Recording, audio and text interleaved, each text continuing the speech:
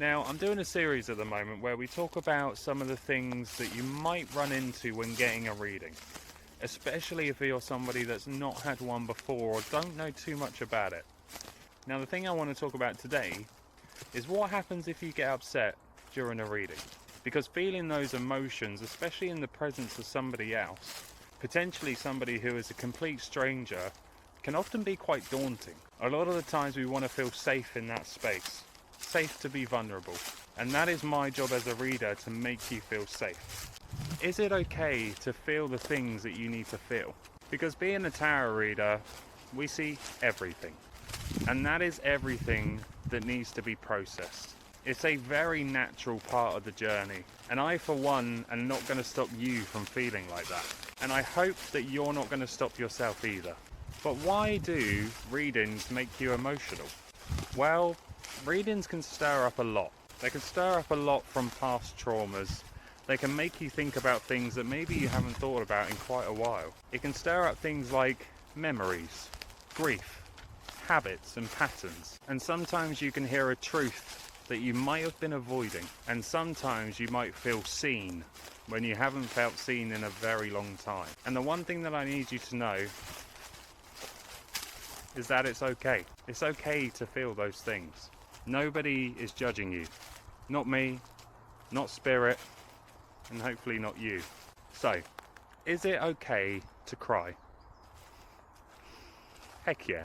Crying during a reading is completely normal, completely safe, and actually a really, really good thing, because it means that you are processing something.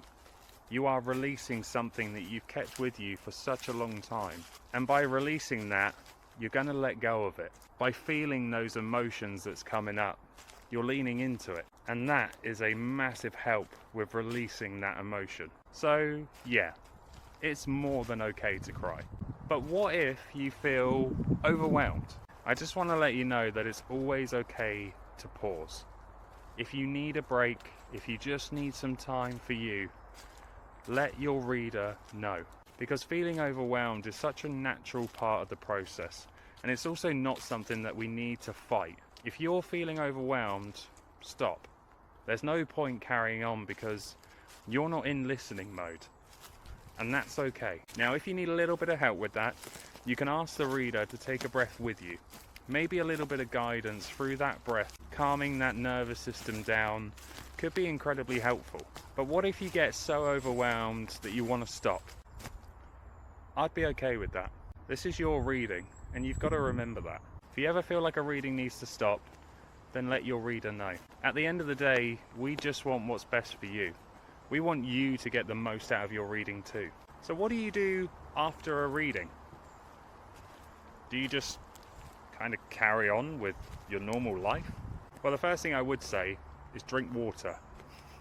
Lots of it. Because what our nervous system gets up to while we're having readings, processing emotions and feeling stuff, it can feel incredibly draining for that nervous system. And sometimes the best thing we can do is just stop and hydrate. Giving our body what it is that it needs to recoup.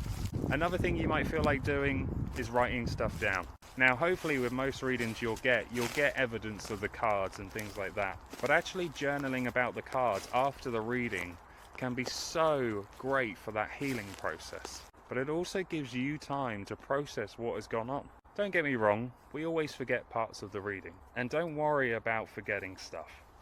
Those things will come back around if they're needed. But it's the stuff that stays with us. The stuff that we want to journal about. That is where the gold is. And the other thing I highly recommend after getting a reading is this. Take a gentle walk somewhere. Go for an explore.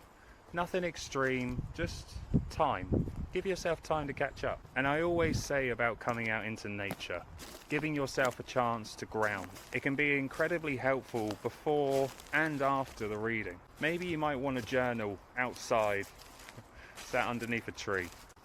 Oh, and one more thing. Emotions are not a sign that you're weak or too sensitive. They're actually a sign that your heart is awake, that you're processing the things that are coming up, and actually trusting that if that does come up, then maybe it needs to be released. I know a lot of us don't like being emotional. We don't like showing that. But I believe that's a part of us that we've massively lost touch with. There isn't that understanding, there isn't that compassion. So when you find a space that does allow that, say like a reading, lean into that. And I know that it might catch you a bit off guard, but we're here to look after you. I know for one, I'll always have some tissues on hand. So if a reading makes you cry, it's okay. That's normal.